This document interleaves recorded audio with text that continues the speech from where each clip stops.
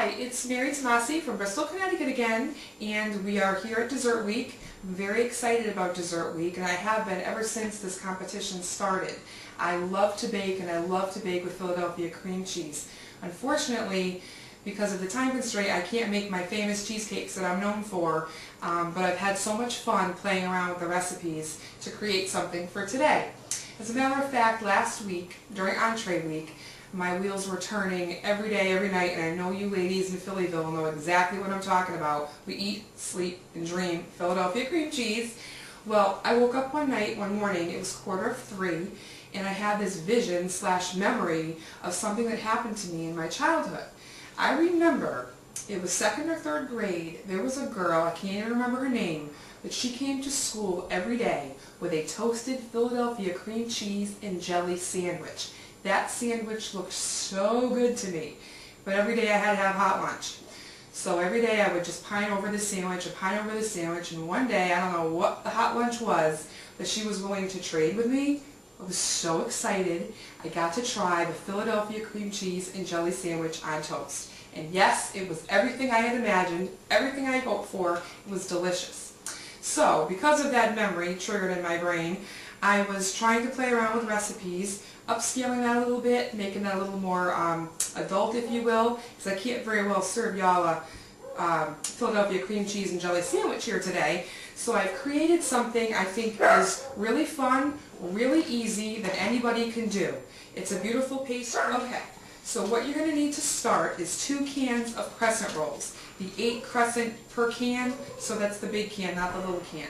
2 cans of those. You're going to roll each one out and pinch the seams. It does not have to be perfect because one's going to be the bottom, so you're not going to see it at all. One's going to be the top. You want to pinch them together, the seams, so they don't split open, but it doesn't have to look perfect because that's going to have a little topping as well. Just do the best you can. Pinching the seams, rolling it out with a rolling pin. I have one on a cookie sheet, and I have one I've placed over here on saran wrap. That's going to be our top. Okay? So we have one on the bottom ready to go. That's going to be the base of our pastry. Okay, now we're going to make the filling. For the filling, I have 4 ounces of Philadelphia cream cheese. Okay, softened to room temperature. I have a 1/4 cup of ricotta cheese. To that I'm going to add a 1/4 cup of confectioner sugar and a teaspoon of vanilla. Okay, and you're just going to mix this up. Work it all together. This really does taste amazing. The creaminess of the cream cheese with the fruit is it's just delicious. And what I love about this pastry is you can use any fruit you want. Today I'm using strawberry preserves, but you can use peach, you can use orange marmalade, which is what I want to try next because I think that's going to be fabulous. Raspberry, blueberry, there's no end. Okay, so now we're going to spread the cream cheese in a nice thin layer evenly over our base. You do want to leave a border because that's where we're going to seal our top layer on. Don't want any to ooze out, although if it does, it'll be just as yummy. Doesn't have to be perfect. Leaving about a 1/2 inch border of the pastry, the crescent dough. Okay, just nice and even. Don't want any fat spots. Okay, this looks good. Let's get this corner a little better. Okay, so this is what it looks like, all spread out. Okay, the next thing we're going to do is we're going to spread on the preserves. Like I said before, I'm using strawberry, and you can use any kind of fruit your heart desires. A nice thin layer of fruit over the cream cheese. And with this, you just want to try not to go over the border of the cream cheese. Okay, and when this goes in the oven, it all just gets so yummy, creamy, blended together. The flavors, I don't know, it's something about the creamy cream cheese with that sweet fruit. It's just amazing. Okay. All right. There's our fruit spread on nicely. See? Ta-da. Okay. Now, we're going to put the top layer on. I have it over here. Oops, sorry, Billy. I have it over here on our saran wrap. And I did it like this. It doesn't have to be perfect. It's not the most perfect rectangle, but I did it like this on the saran wrap so we can just kind of flip it over onto our base. So we're just going to bring it over, line it up, and place it down. Just like that. Piece of cake. Okay? Now, we're going to just give the edges a little pinch. Again, doesn't have to be perfect because we're going to do one more step to make this final, which I'll show you. I'm kind of tucking down while I'm pinching. Okay? Just like that. And what we're going to do is I'm going to fold this in half towards me. Okay? Just trying to make sure it's all nice and loose. It's all going to come with me at the same time. Okay? So we're going to fold in half, like so. Perfect.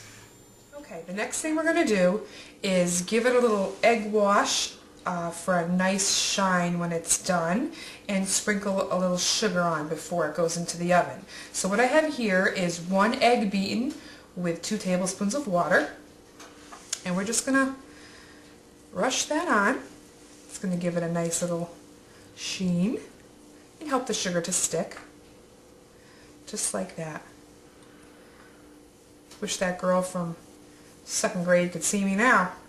Look what I did with that little sandwich she had. Okay, nice and covered all over. And we're just going to sprinkle just a little bit of granulated sugar. Not too much. Just enough is going to help give it that crunch on the outside. A little bit more. Okay. That looks fantastic to me. So now we're going to, oh, almost forgot, you want to make a few slits for ventilation. Don't want to forget that. Okay, and then we're going to put this in the oven at 350 for about 12 to 15 minutes. You want it to be nice and golden brown. And we're going to let it cool down to room temperature, and then we're going to give it a little pizzazz on top. To make the glaze, the icing, I have in here 1 cup of confectioner's sugar, a teaspoon of vanilla flavoring, and 1 to 2 tablespoons of water. You just want to get it to a nice drizzly icing consistency. So that's why it's 1 to 2 tablespoons of water. You use what you need to get it to be like this. Okay? And there's no perfect way to do this. You're just going to drizzle it across.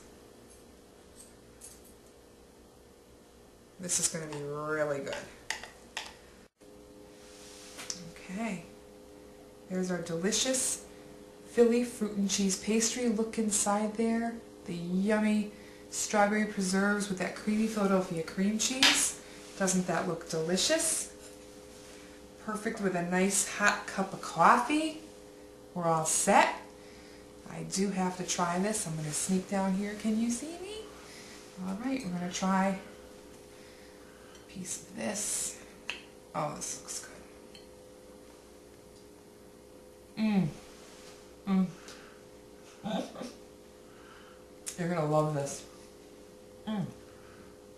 Please try this yourself at home. It's delicious and it's so easy. That Philadelphia cream cheese with the strawberry preserves is magnificent. From my kitchen to yours, I hope you enjoy. I look forward to making more dessert recipes before the closing, and I'll see you then. Bye-bye.